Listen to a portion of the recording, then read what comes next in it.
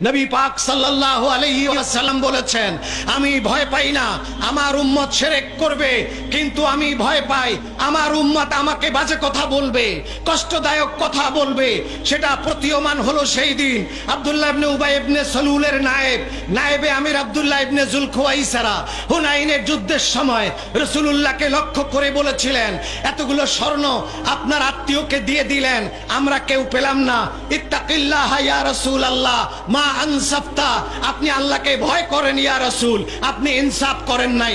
হযরত ওমর বললেন, এযাল্লি ইয়া রাসূলুল্লাহ আন উকতালা উনুকাহু, আমাকে হুকুম দেন আমি মালাউনের গর্দান ফেলে দেব।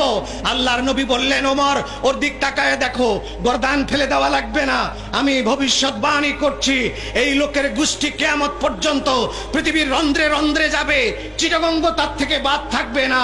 তাদের লক্ষণ হবে তারা পরহেজগার হবে, তাদের দাড়ি থাকবে, তারা মোষ কামাবে, মাথা নেড়া করবে, লম্বা দাড়ি করবে, হাঁটুর নিচে লুঙ্গি পরবে, তারা নামাজ পড়বে, কপালে নামাজের দাগ থাকবে, তারা তেলাওয়াত করবে, তারা মুত্তাকি হবে, তারা পরহেজগার হবে।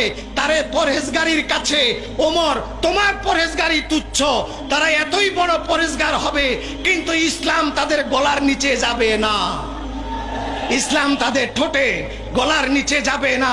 আমরা কি দেখতে পাচ্ছি আজকে যারা তাহাজ্জুদ পড়ে, কপালে নামাজের দাগ, যারা মেয়ে লোকের দিকে তাকায় না আস্তাগফিরুল্লাহ পড়ে, যারা এত বড় পরহেজগার, তাদের মুখ দিয়ে কি বের হচ্ছে?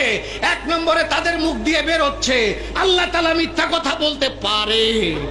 তাদের মুখ দিয়ে কি দেখতেছি শুনতেছি আমরা, তারা বলতেছে রাসূলুল্লাহ ইন্না রাসূলুল্লাহ কাদমাত, আমি 2 বছর জিদ্দা ইমামতি করেছি, আমার পাশে নামাজটা শেষ হলে একজন করে দাঁড়িয়ে যেত, সে বক্তৃতা করত, আইয়ুহাল হুজ্জাজ বাদাল হাজ্জে ইমশুনা ইলা বিলাদিকুম আলাতুল লিমাযা তামশুনা মাদিনা إن تمشون مدينة لا لزيارة قبر رسول وهذا بدعة وهذا بدعة وأنتم أهل البدعة واعلم إن رسول الله قد مات কামাসালিনা ওয়া কামাসালিকুম।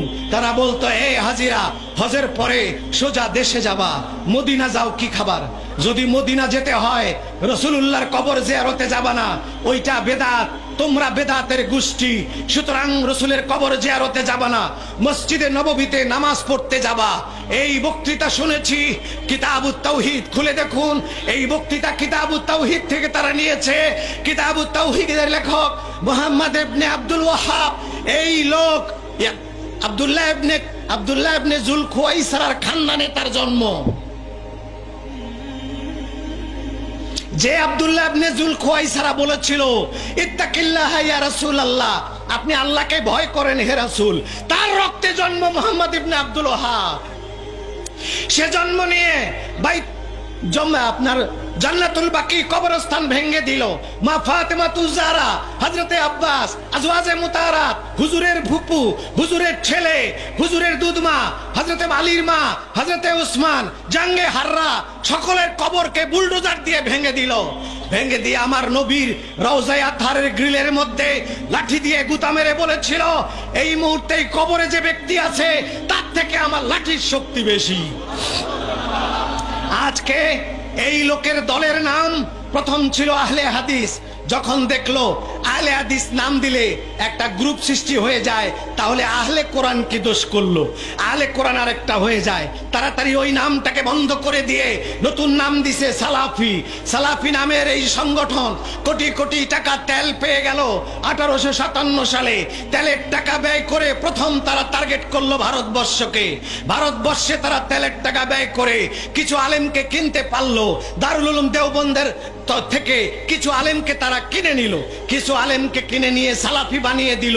এই সালাফিরা রাসূল পাক সাল্লাল্লাহু আলাইহি সাল্লাম সম্বন্ধে তাদের জঘন্য আকীদা, তাদের সঙ্গে আমাদের ঘরবাড়ি নিয়ে, বিয়া নিয়ে, টাকা নিয়ে, ক্ষমতা নিয়ে, জমি নিয়ে কোনো দ্বন্দ্ব নাই, মাহফিল নিয়ে কোনো দ্বন্দ্ব নাই, তাদের সঙ্গে আমাদের দ্বন্দ্ব।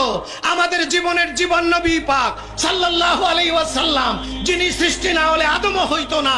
বাবা আদম আলাইহিস সালাম আরশের দিকে তাকিয়ে তার নাম দেখে ক্ষমা চেয়েছিলেন। আল্লাহ বলছে, এই ক্ষমাটা যদি তুমি শ্রীলঙ্কার পাহাড়ে দাঁড়াইয়া চাইতা, সেই দিনই মাফ করে দিয়ে দিতাম। যাকে ওয়ালা আলাম লাউলাহু লাউলাহু লামা খালাকতুকা ওয়ালা আরদা ওয়ালা সামাআ ওয়ালা শাইআ কুল্লা। ইমাম আহমদ ইবনে মুহাম্মদ ইবনে আবি বকর খতিবে কাস্তালানি মাওয়াহিবুল্লাহ দুনিয়াতে মৌলা আলী মুশকিল কুশার হাদিস উল্লেখ করে বলেছেন, আর সেটাকে তারা বলে জয়ীফ হাদিস। রাসূলুল্লাহ শানে যত হাদিস সমস্ত জয়ীফ হাদিস।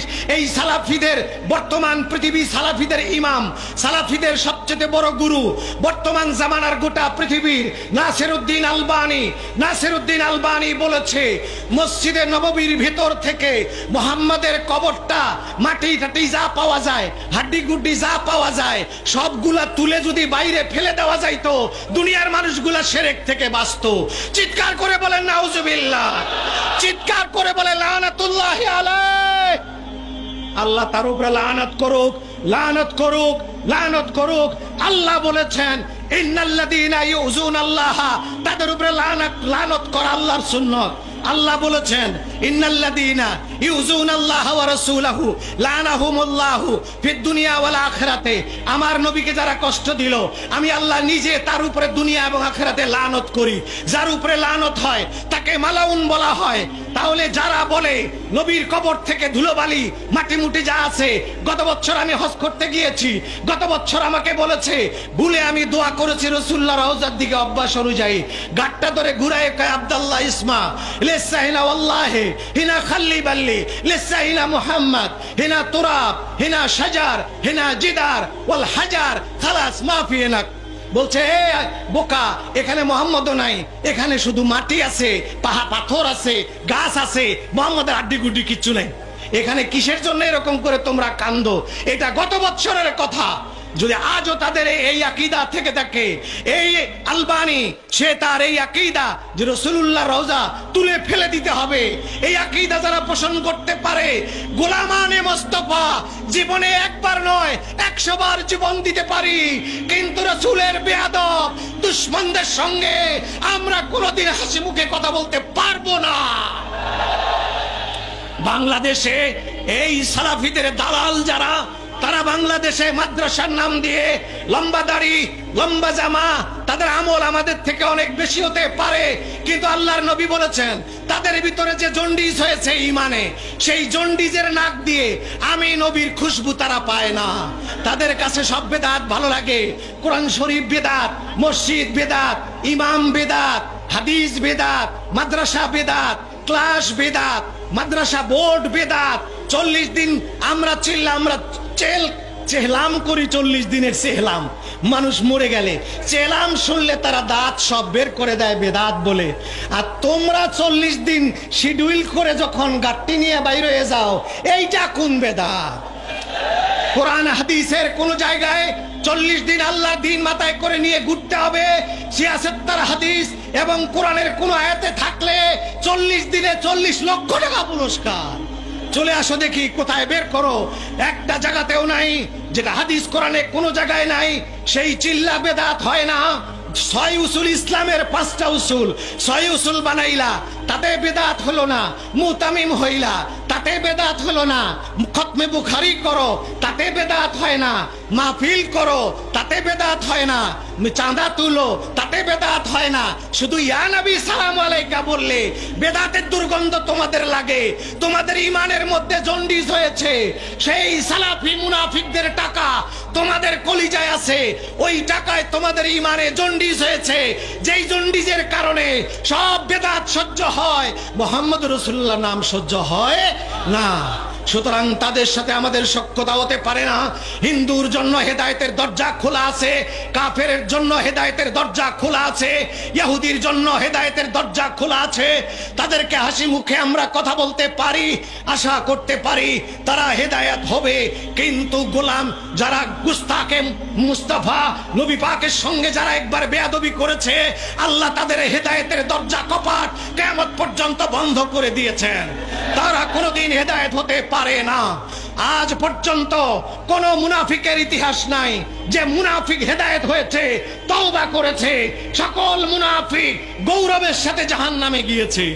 আজকে নামাজ দেখে ভুলে গেলে চলবে না, লম্বা দাড়ি দেখে ভুলে গেলে চলবে না, টুপি দেখে ভুলে গেলে চলবে না, পীরগিরি দেখে ভুলে গেলে চলবে না, কান্দা দেখে ভুলে গেলে চলবে না।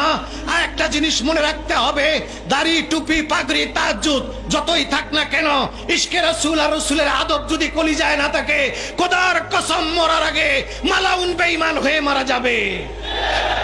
আর যেই ব্যক্তির কলিজায় হুব্বে রাসূল আছে, যেই ব্যক্তির কলিজায় নবী পাকের আদব আছে, আজকে সে মদখোর থাকতে পারে, আজকে সে পাপাচার থাকতে পারে, কিন্তু আল্লাহর নবীর বদৌলতে, নবীর ইশকের বদৌলতে মৃত্যুর আগে আল্লাহ তাকে জান্নাতি বানাইয়া কবরে নেবেন। লক্ষ লক্ষ প্রমাণ পৃথিবীতে রয়ে গেছে।